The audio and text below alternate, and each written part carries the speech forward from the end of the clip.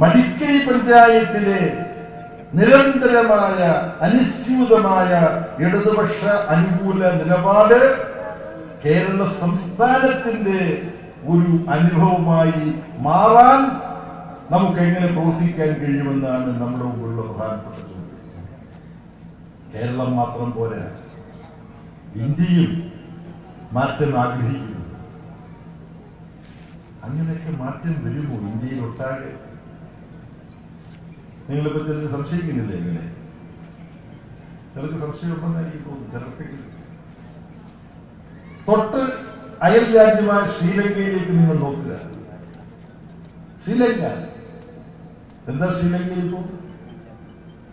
ശ്രീലങ്കയിൽ JVP എന്ന പാർട്ടിയുടെ നേതൃത്വത്തിലുള്ള ഒരു ഇടതുപക്ഷ ജനാധിപത്യ മുന്നണി, അവിടുത്തെ ഇടതുപക്ഷ ജനാധിപത്യ മുന്നണിയുടെ പേര് NPP എന്നാണ്. എന്താണ് NPPയുടെ പൂർണ്ണരൂപം? നാഷണൽ പീപ്പിൾസ് പവർ, രാജ്യത്തെ ജനങ്ങളുടെ അധികാരം. അങ്ങനെ ഒരു പേരാണ് അവിടുത്തെ ഇടതുപക്ഷ ജനാധിപത്യ മുന്നണിക്ക് കിട്ടിയിരിക്കുന്നത്.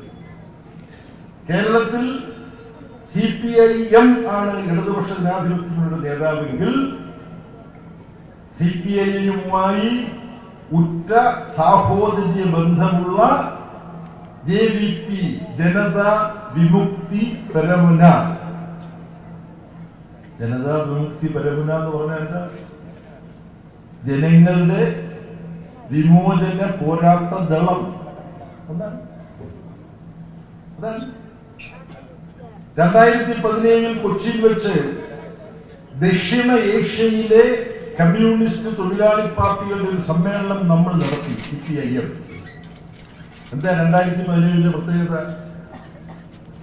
റഷ്യയിലെ മഹത്തായ ഒക്ടോബർ സോഷ്യലിസ്റ്റ് വിപ്ലവത്തിന്റെ ശതാബ്ദി. 1917 റഷ്യൻ വിപ്ലവം, 2017 അതിന്റെ ശതാബ്ദി. അങ്ങനെ നമ്മൾ കൊച്ചിയിൽ നടത്തിയ ദക്ഷിണേഷ്യയിലെ കമ്മ്യൂണിസ്റ്റ് തൊഴിലാളി പാർട്ടി സമ്മേളനത്തിൽ നമ്മുടെ ക്ഷണമനുസരിച്ച് വന്ന് പങ്കെടുത്ത പാർട്ടിയാണ് ഈ ജനതാ വിമുക്തി പെരമുന.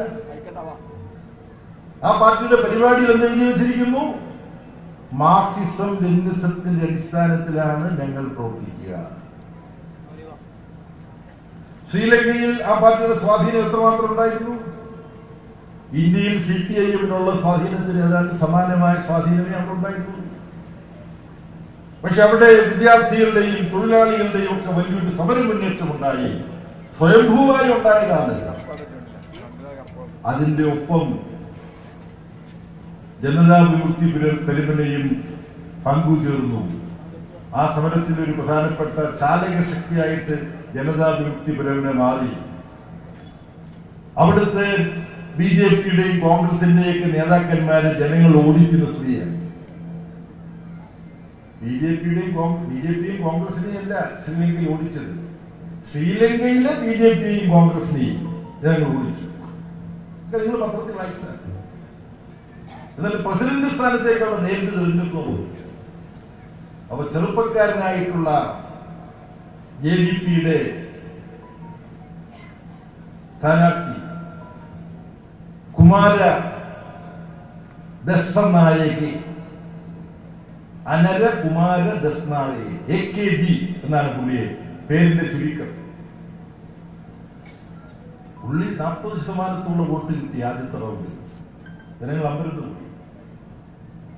കൂട്ടത്തിൽ ഞാൻ പറയാം, ഇന്ത്യയുടെ അയൽരാജ്യമാണല്ലോ, ഇടതുപക്ഷമാണ് ഇദ്ദേഹമെങ്കിലും കേന്ദ്ര ഗവൺമെന്റിന്റെ രഹസ്യാന്വേഷണ വിഭാഗത്തിന് ഒരു വിവരം കിട്ടി.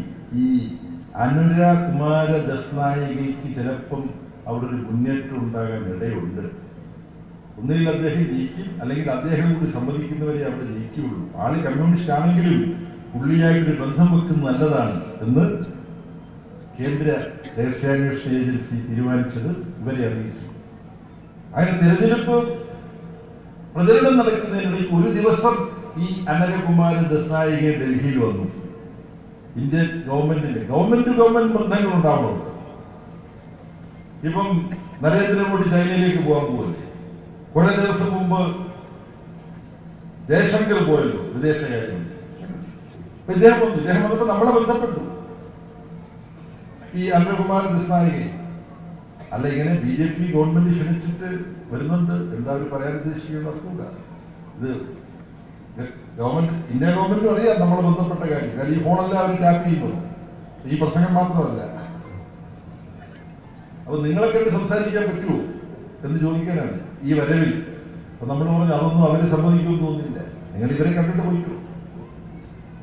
ഞാൻ പറയാണ് നമ്മുടെ പാർട്ടിയുമായി ബന്ധമുള്ള. അപ്പം ആദ്യം 40% വോട്ട് കിട്ടിയ ശ്രീലങ്കയിലെ ഈ communist party, Marxist Leninist party, രണ്ടാം റൗണ്ട് വോട്ട് എണ്ണിയപ്പോൾ ജയിച്ചു. അപ്പൊ ഒരു മാർക്സിസ്റ്റ് ലെനിനിസ്റ്റാണ് ഇപ്പൊ ശ്രീലങ്കയിലെ പ്രസിഡന്റ്, ഭരണാധികാരി. ആ ജയം കഴിഞ്ഞപ്പോൾ നമുക്ക് ഉത്കണ്ഠയുണ്ടായി. എന്താ, ഇനി പാർലമെന്റിലേക്ക് പ്രത്യേക തെരഞ്ഞെടുപ്പുണ്ട്. അതാണ് അവിടുത്തെ ഭരണഘടനയനുസരിച്ച്. ആ തെരഞ്ഞെടുപ്പിൽ ഇവർക്ക് ജയിക്കാൻ പറ്റില്ലെങ്കിൽ പ്രസിഡന്റ് സ്ഥാനമുണ്ട്, പക്ഷെ പാർലമെന്റ് എപ്പോഴും തടസ്സങ്ങൾ ഉണ്ടായിക്കൊണ്ടിരിക്കും, പ്രശ്നമാകും, തലവേദനയാവും. അപ്പൊ നമ്മൾ ഉത്കണ്ഠയോടുകൂടി കാത്തിരുന്നു. പാർലമെന്റ് തെരഞ്ഞെടുപ്പ് നടന്നപ്പോ എന്താ സംഭവം? 4-3 ഭൂരിപക്ഷം, അതിഗംഭീര വിജയം. ആർക്ക്? NPP-ക്ക്, നാഷണൽ പീപ്പിൾസ് പവർ, ദേശീയ ജനകീയാധികാരം എന്ന് പറയാം. അവിടുത്തെ LDF, യഥാർത്ഥത്തിൽ JVP ആണ്, ജനതാ വിമുക്തി പരമ്പരയാണ് അതിന്റെ പ്രധാന കക്ഷി.